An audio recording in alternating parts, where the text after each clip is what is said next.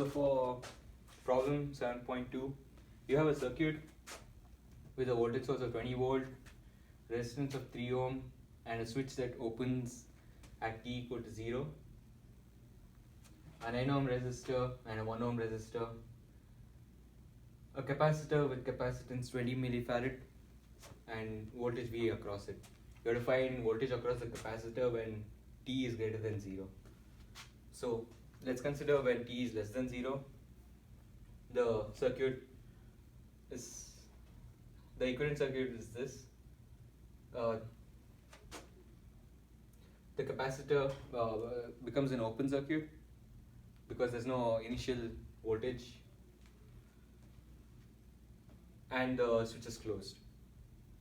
So you get a 20 volt source with a 3 ohm resistor and a 9 ohm resistor in series with each other.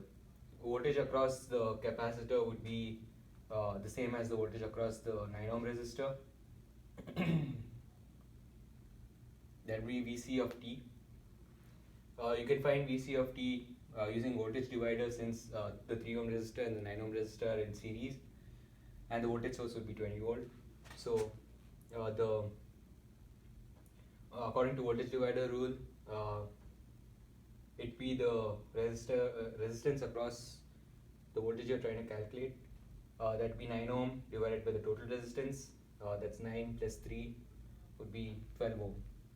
Multiplied by the source voltage, that's 20 volt.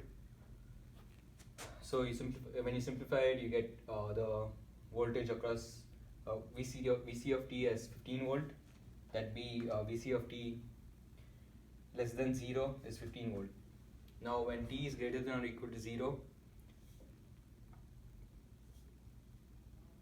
you have to calculate the voltage across the capacitor, and we know that the voltage across the capacitor cannot change instantaneously. Current can change instantaneously, but the voltage cannot. And it's the opposite for the inductor.